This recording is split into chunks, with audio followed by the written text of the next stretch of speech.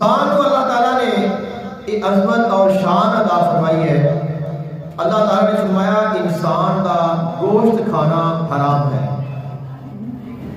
بعض لوگ اس طرح خیال کرتے ہیں کہ شاید انسان حرام ہے، انسان ناپاک ہے، نجس ہے، پلیت ہے۔